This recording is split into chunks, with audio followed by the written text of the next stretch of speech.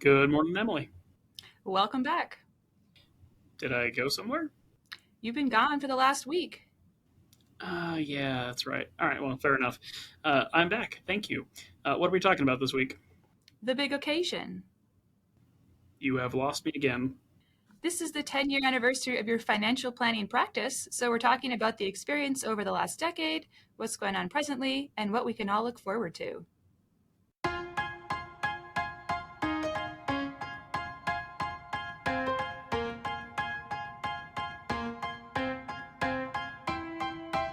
Welcome to the Science of Wealth, where we discuss the science behind financial planning and the art of learning and applying it.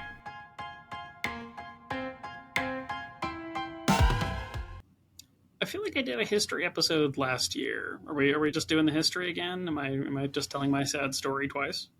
Maybe. We sure can if you want to. But I do have some thoughts. All right, well, let's hear your thoughts then. Well, first, we have to look back, right? It's been the 10 years. Has this whole experience been what you expected? Not really. I would even go so far as to say like not at all. It's interesting because if I go back to before I officially started, so I started on July 16th in 2015. But I went through like 5 months of like prep training and stuff through Waddell and Reed, where like I wasn't officially activated of studying for my licenses and building a business plan and all this sort of stuff. And it's funny because I remember at one point during it, I was like, I'm going to make most of my money, if not all of my money, from financial planning. I don't know about the insurance and investment stuff. All right. Well, surprises are good. Change is good. What would you say has been the most pleasant surprise then in these last 10 years? That I made it, honestly. Like everybody who starts in this business doesn't think they're going to fail, but statistically, the odds are against you. And thinking about like all the people I started with, who started a little bit before me, a little bit after me, like I'm super grateful to still be practicing the financial planner and not only to have survived the survival curve once but twice, right? Because there's the getting started in the career even with a big company, and then fast forward to going independent, and you hope people will follow you and you hope people will work with you, but the truth of the matter is they might just not do that. Sure. What is the average success rate for this industry? So across the entire industry, like all channels, all career paths, etc., it's about 30% after 5 years are still in this. And I think that's not, it's not great okay, it's not great. Because to some extent that includes people who work in like call centers or who work in branches of banks or people who have even like salaried safe starting jobs. Like you technically are not past the survival curve of our industry yet. But on the other side of that, like in the people who start a practice, people who eat what they kill, live entirely off the business they develop, et cetera, like I did, that survival rate's about 13% over the first 4 years. So yeah, like again, I'm really grateful to have made it, but like it's kind of brutal and nasty out there. Oh, well, that tees me up for my next kind of question is what was the worst surprise, as long as we're talking negatives here? Uh, I think the worst surprise, honestly, was sort of the disappointment that comes with it. Like, it's one thing to sort of think about doing this sort of thing or starting a business in like a hypothetical, and like you logically and intellectually know that not everybody you talk to or that is going to want to support you in this business or can support you in this business. But it's hard to separate the emotional impact of that in reality when it happens, right? So like talking to old coworkers, colleagues, family members, etc., and in varying degrees, right? Some people are just like very polite, like, "Hey, sorry, that's not for me," and that was better. But then I think the two worst versions for people either would lead you on for a while and then just sort of ghost you or stop responding, or would just like waste a bunch of your time and then just be like, "Nah, I'm okay."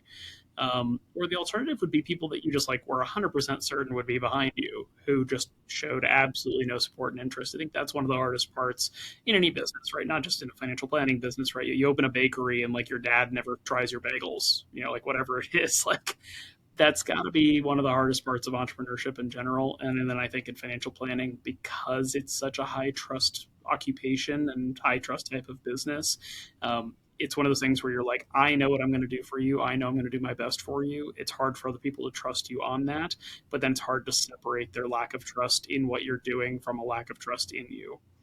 Mm. Has that gotten easier with time where you take it less personally, maybe, or it still is just always kind of hard?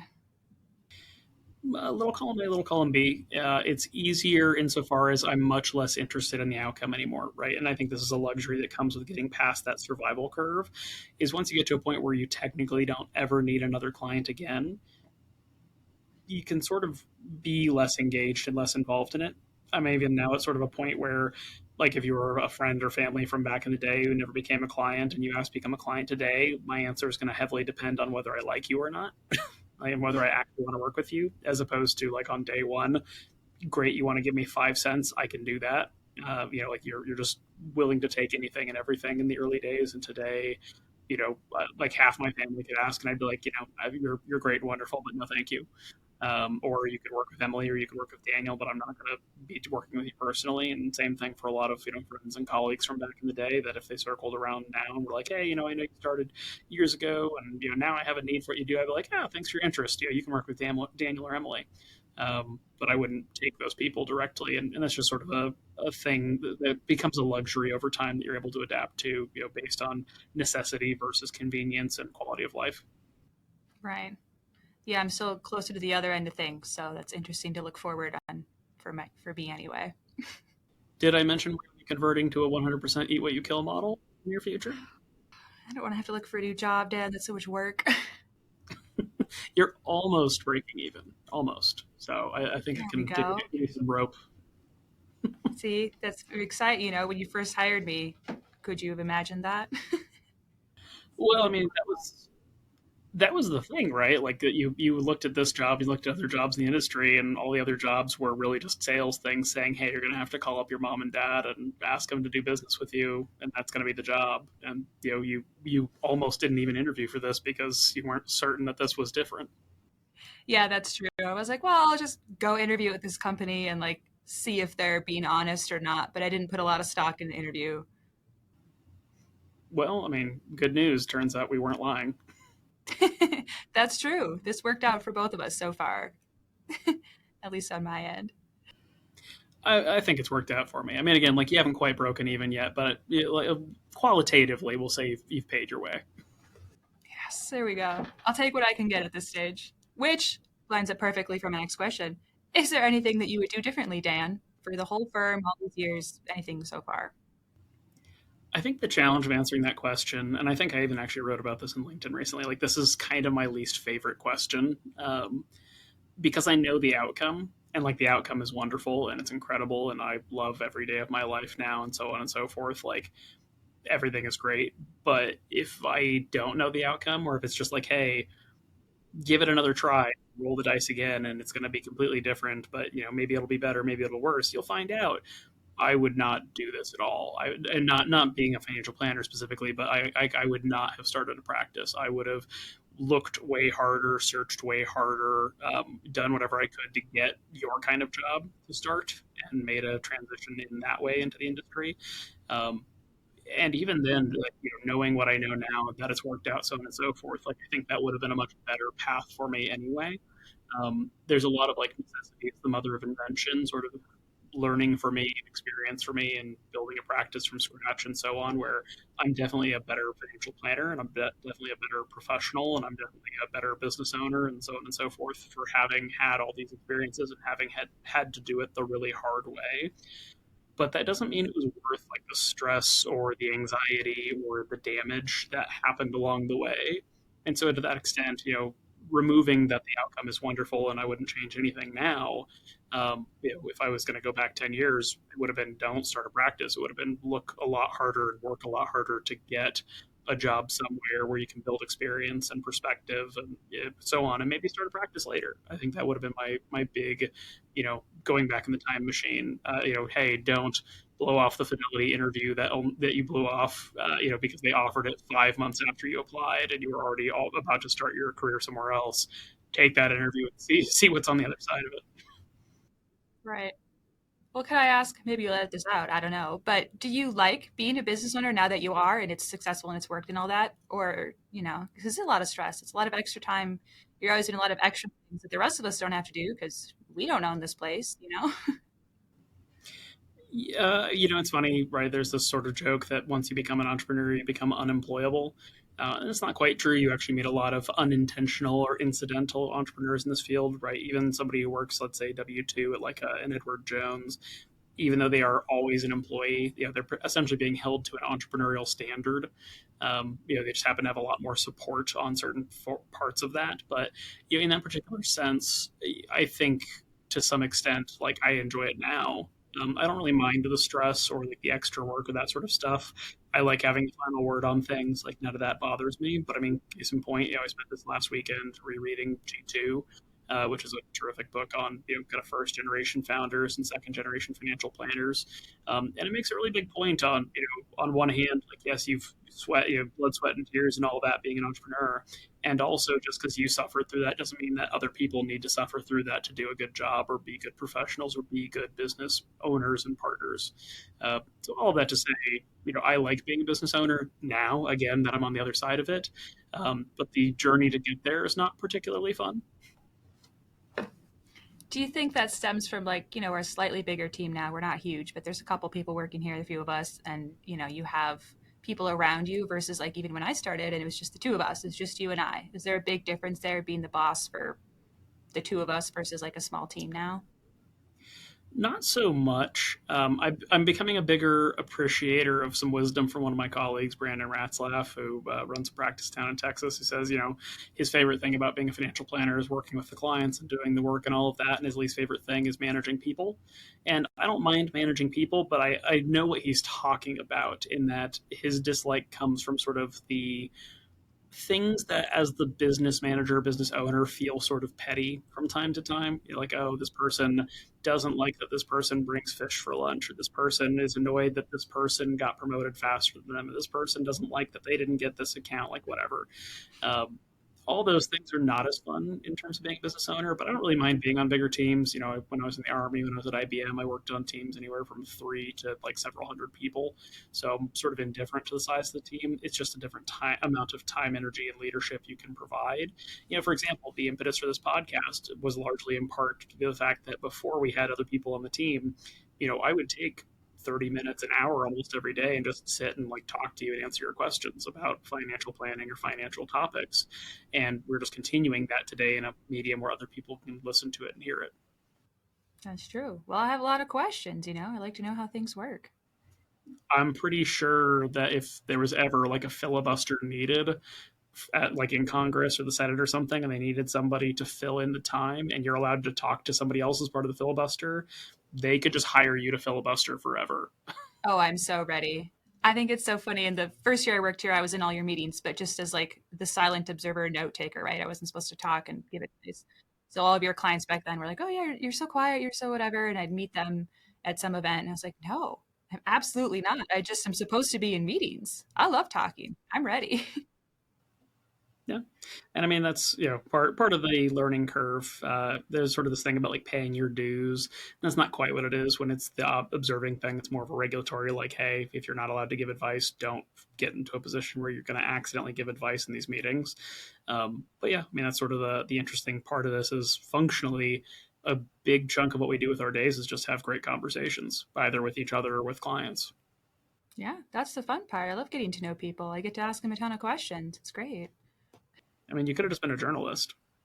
I know. Or a therapist. I think I would love being a therapist because I like hearing about people's personal lives in detail. So that sounds fun to me. It's interesting that you say that because I think there's sort of a joke that we're marriage counselors sometimes as financial planners. So I think that, tongue in cheek nature, that comment means we don't quite get the same burnout, but therapist burnout's like a real issue out there. Cause I think to some extent you get maybe tired of hearing different versions of the same types of problems. Maybe I'm wrong. I'm sure there's some therapists out there who's like, I've been doing this for 60 years. I'm going to do this until I literally die. Like I love every conversation I have, but it is something that I think about occasionally is like, I think the hot goss factor of being a therapist makes it interesting. And then you realize like, man, a lot of people just did not get enough hugs. Yeah, that's probably true. One of my close friends is a therapist, and she does hear a lot of stressful things at work. All right. Well, let's kind of get back on track here, Dan. Do you have any advice for anyone else who's looking to start their own business since you're a successful business owner now? I mean, advice on starting a business: get way more runway than you think you're going to get. Be way more conservative about your expectations on like your financial model and break even. You really just give yourself the time and the space to not fail. I think most businesses are overly optimistic, and you've got to be an optimist to start a business, right? You even have that experience, you know that. But to some extent, I don't think anybody prepares well enough or as well as they could. And I think probably a lot more businesses would succeed or survive if people are more patient about the timing and how they were going to go about launching them and getting them out there into the world. Like I started my practice with $5,000 in my savings account. And if you've listened to the podcast on the history, you know that that ran out in like a month and a half. Uh, Not my greatest decision as a financial planner, but that was something where I was sort of overly optimistic that things would go well early on and just sort of pick up from there. And it took way longer and a lot more time than you would expect to get where you wanted to. Yeah, that's a big risk. And you're otherwise like a fairly conservative guy, I feel like most of the time, especially when we're building plans and stuff. It's interesting to me that you personally did not take that advice at the time. Well, I don't think I understood the business model as well as I should have, is probably part of the problem. Like, I still remember talking to the district manager at Waddell and Reed and being like, how do we get paid? How do we make money? And he had like this very honest answer. He's like, well, we'll get paid a percentage of money we manage, or sometimes you're going to sell the insurance policy or a investment and you're going to get paid a percentage of that, yada, yada. And like in my head, the numbers, he was throwing out like really casual numbers, like, oh, like you might invest $100,000 for somebody, and then you're going to get paid like a percent, over the course of a year. But then like you're going to get 60%. My brain was just like, wow, like it's $1,000 just to open an account. Cool, like that's going to be so easy. No, it's not. But like that's just sort of the over optimistic thing where you just sort of go like, well, surely it'll work out just fine, and then turns out there's a reason a lot of people fail in this business. Yeah. Okay, well, that tracks. Do you have then any specific call outs for people that you would like to thank that like got you here or, really helped you along the process here? I mean, the list here is really, really long, so I'm not going to. I'll do a couple shout outs here just because some, these people will smile if they hear their names. I'll say Jared and Ryan, thanks for getting me onboarded and in the door and so on. I'll say Sally and John, thanks for being the one phone call I made before I put the letter in the mailbox to make the transition. I'll say Dave, Vicky, Sheila, Chris, Lewis, Alicia, Lawrence, Tori, Mandy, a whole bunch of folks who absolutely gave me way more trust and confidence than they should have in the first year. Thank you, all of you. I would not have made it without literally any of you. If even one of you had changed your mind or not gone forward, would not have survived. So I really just want to say thank you. I know there's a really big shout out for Jeff and Anthony. The last time I talked about the history of the practice, but I think I literally owe staying in business to Jeff. I really owe Anthony for making that referral in the first place. So thank you everybody, and to the several hundred people who've come along since just the first few days and first few months. All of you have been meaningful, kind of participants in this journey. Every small business is the accumulation of the confidence and faith people put in its goods and its services. And functionally, what most people are buying for the first 5-6 years of this practice was just, hey, Dan seems like a smart guy, and I think he can help me with my money. And I don't take that for granted. I've received these awards and accolades and recognition as time has gone on, but there was a time where somebody was just trusting the 25-year-old kid that they knew at IBM to take over their life savings, and that was a heck of a leap of faith on your part. So thank you for it. Wow, what a heartfelt moment on the podcast. I like that. All right, all right. These are the only emotions you will ever garner from me. I know. I've been trying for like 2 years working here, and it's rare. You are pretty even keeled. This is the highest praise you could pay me. Why, Dan? I'm going to keep working on it. You know how I am. All right. We'll stop looking at the past. Let's talk present day now. All right. You're super busy. You're running the practice. You're always mentoring. As you said, you're spending hours per day sometimes talking to us here. You're serving on several boards, all these things. Is there an intention to continue all of these things as you do? I mean, yeah, that's the easiest answer I can give is just yes.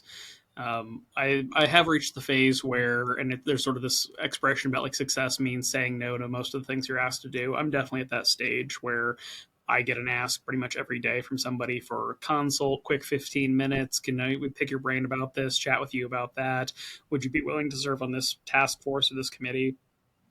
And here's the thing, given unlimited time and resources, I'd be happy to do all of it.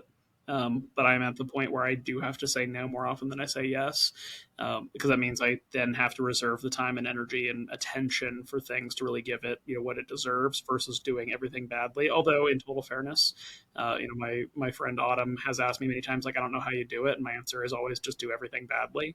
So for better or worse, you're all getting my 1% effort apparently. But that sort of is just the baseline answer is, I love mentoring. I love teaching. I love running this practice. I love working with clients. I love serving in the community. I love serving on boards and impacting the profession. I love the research stuff that I've gotten to do over the years. Like everything that I do today and that I have done is something that I have no intention of stopping until life gets in the way, more or less. Wow. Well, I guess it's good that you are the greatest multitasker I've ever seen in my entire life. Maybe that helps with all of these things that you're doing. Again, I'm just doing everything badly. Okay, so what about things, for example, like you've given a ton of time and resources to like our local Chamber of Commerce, like quite a bit actually, things like that. Why are things like that so important to you? Why do you encourage community involvement so much? It's a weird answer, but I've lived in the Longmont area in some way, shape, or form on and off for about 23 years at this point. Like I moved here when I was 12 with my parents, and I went to middle school here, high school here. I moved away for the army. I came back working for IBM. I started my practice here, and I bring all that context up to say that even though I probably lived in Longmont for about 10 years before I started my practice, I don't think I understood Longmont or the community or the depth of relationships that exist here until I got into financial planning and started being more engaged in the community. Like I would say in loose terms that like I lived here and I went to restaurants here before I became a financial planner. Like I paid rent, I had an apartment, or I lived with my parents, I went to school, but like I didn't have any involvement in this community. And it's such a heartwarming and sort of validating thing to just be engaged in the community, to go out somewhere and have somebody recognize you, to be able to see a project that you were talking about 3 years ago become a reality, to be able to help fundraise or write the checks that make something possible, that makes an impact in people's lives. I think in the digital era, particularly as sort of a 90s child, right, who sort of grew up as the internet was becoming mainstream, it's really easy to get kind of insulated in your hobbies and your interests that don't involve other people. Like I like video games, and video games involve other people, kind of, but not in like a serious way. And it's easy to just be like, oh, I derive all the enjoyment in my life from a thing that's in my home, where I never have to see other people or be involved in my community. And so being involved in your community is just this really rewarding thing. And I think it's not been lost per se, because people are obviously still doing it. But I think it's something that a lot of people are missing out on and don't really appreciate kind of how much value it brings to your life to be engaged in the community. And so, I can say, we're a certified B Corp and we volunteer at least 100 hours per person. I think you're on track to do like 300 hours this year or something, right? Like we make it a big part of our values and our focus as a firm to be involved in the community and be engaged. And I'd love to say that that's purely altruistic, but the truth is it might be one of the best things that we get to do with our time, more so than even practicing financial planning or something like that. Wow, I get two heartfelt moments on this podcast. That was better than I expected. No mas, no mas. Okay, I'll switch to my next one. I won't linger, I promise. This kind of all right. So you finished your PhD recently. You're Dr. Dan, and we've done a whole podcast about that, so I won't get into it. But are you at least kind of enjoying your theoretical break now that you're doing that, and maybe doing more hobbies or trip planning or anything fun, or you're still locked into work mode? I really actually need to get back to it more. So, like the CFP board released its first round of a data set with longitudinal data on the efficacy of financial planning, and I did a big outreach back in like May to a bunch of colleagues, being like, "Hey, do we want to form like a study group on this? We can get really good with this data set, and we can do a lot more like papers and research." And then the ground floor of my house flooded, and I promptly have not done anything with it. So, actually, in fact, I need to get back to doing more research stuff. It really has been sort of sidelined since I finished my defense back in March. I guess I shouldn't be surprised. All right, that sounds like Dan. let's start looking forward now then. Are there future plans for My Wealth Planners that you're willing to share with everyone? Sure. So we went through the entrepreneurial operating system sort of establishment exercise over the last quarter, where we talked about really digging in on our values, really digging in on our core focus and who we do our best work with, so on and so forth.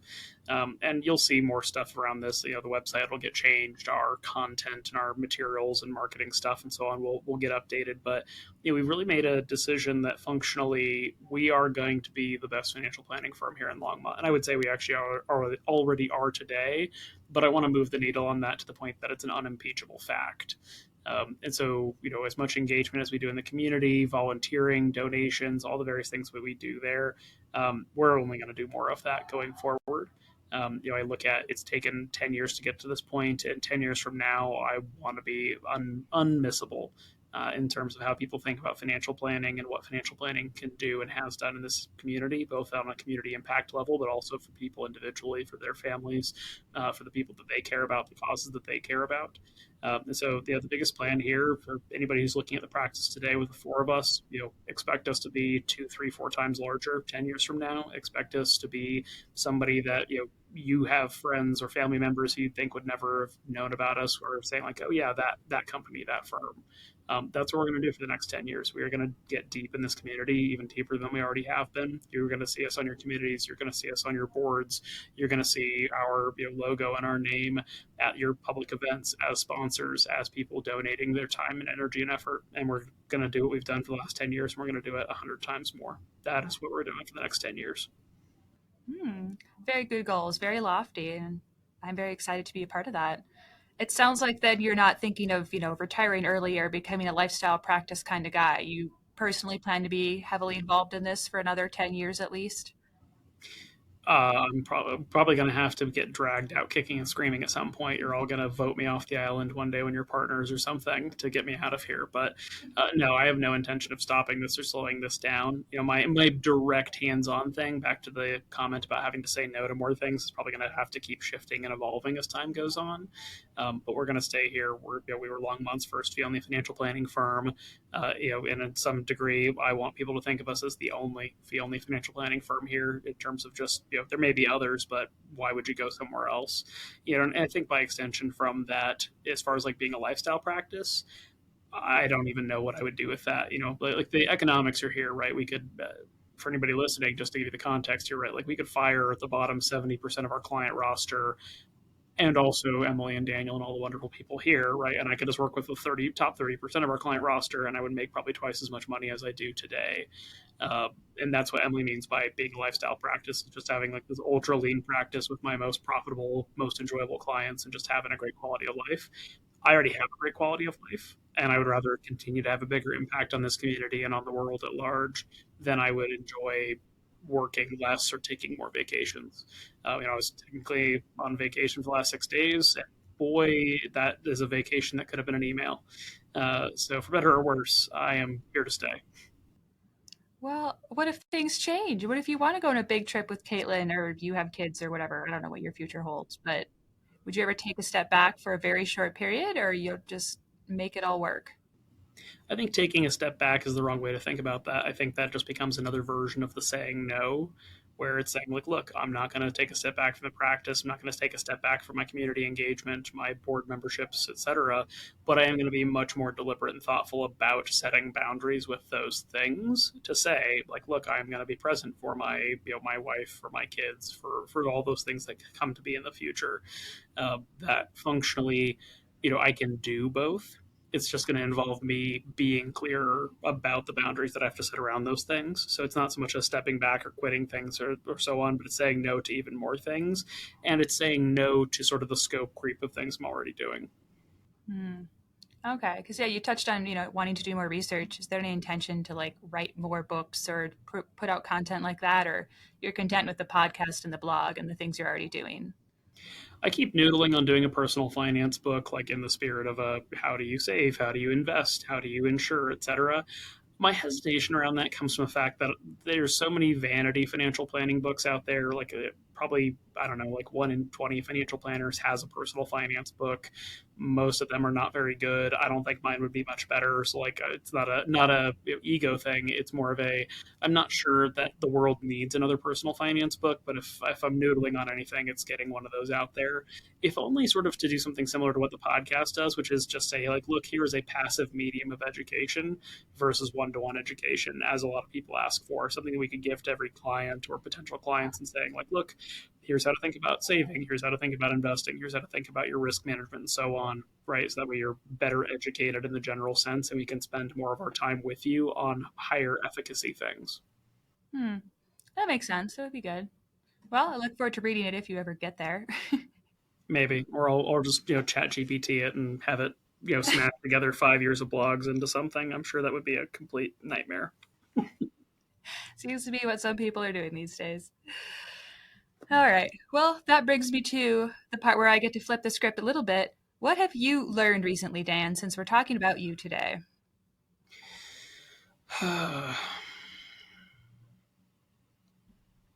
It's interesting because it all happens a lot faster than you'd think it would. Like, I still have a keen memory of what happened in the first year and the second year and the third year. Like, I remember how exciting it was to bring on Sheila as a client and how she was the biggest client I'd ever brought on. And I remember how impactful it was that I had like a referral from a referral from a referral, when I brought on Dana and Dennis.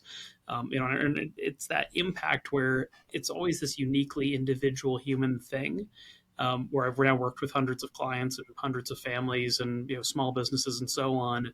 And yet, even today, 10 years on, my perspective on it is just so curious to me because, like, when I went independent, even, when I was 4 years in, thinking about leaving Woodell and Reed and starting my own fully independent practice that I ended up doing, my goal that year before I was thinking about going independent was I was going to try to do 210,000 of revenue that year. And I was on track for it. And that was very exciting.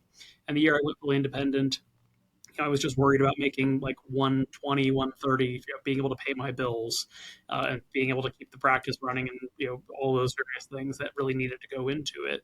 And as time came on or went through, the thing that really kind of sticks out to me is now, right, 5.5 years on from that time, uh, we're now 5 times bigger than that, right? We're going to clear $1 million in revenue this year. We're going to work with, not quite 3 times as many clients, but we'll probably have over 200 households and small businesses we're working with by the end of this year. And the scale of things is just very different. And that happens very quickly in a way that, when you think about something like hyperbolic discounting, principle that we're bad at compounding math, I don't think I ever could have imagined that the practice was going to be where it is today 5 years ago. And when I think about, going out another 10 years from now, like I have a vision, we have rocks and a 10-year vision, a 3-year vision, all this sort of stuff. But I'll be fascinated to see what it actually looks like when we get there. Yeah. Well, may I just say congratulations on your 10 years then, Dan, and we're looking forward to the next 10 at least. Oh, thanks. Though I'm actually still going to take your reversal here and Uno reverse you here for a second, because you've now been here as long as anybody has functionally. So I'll ask, right, when you came aboard 2 years ago to now, what looks different or what do you think about things today, as far as how your understanding or your perspective has changed? I would say it's very, very, very different than what I expected. I mean, we touched on a little bit. I almost didn't come to the interview because I thought, the finance industry has that reputation of being not very personable, kind of slimy. You hear bad things about, people selling policies just to get the commission, stuff like that. So that was kind of the impression I had of the world of finance. And I was very, very wary of that. I think I remember fairly early on telling you that if you wanted me to do anything that I felt was evil, I was going to quit. And I stand by that, but I don't worry about that anymore. I have found that the job that I have now, it actually requires a lot of personal human connection and getting to know people and doing what's best for them. It actually is very personally tailored. And I kind of thought that was just like a buzzword or a phrase or something we tell people because you hear, oh, holistic this, comprehensive that, like it's everywhere, right? But I have found that it actually very much so is, which was a pleasant surprise that suits my personality. Um, it's it is much better than I anticipated, and I have actually enjoyed educating also like the people around me, like my friends and family who don't know a lot about it. I grew up with not a lot. So, like, my family is not overly financially literate or anything like that. And I wouldn't say that any of my friends really were either because, we're all young. It's not like any of us have millions of dollars yet. So it's also been fun in my personal life to teach and educate and be like, hey, actually, this is what you should be doing and this is how this goes. And I've gotten a lot of fulfillment out of that and have really enjoyed myself. Well, thanks for showing up to the interview. Thank goodness for that. And thanks to Heidi for letting me borrow a skirt. Well, it's all worked out in the end, so thanks for that. And thank you, Heidi.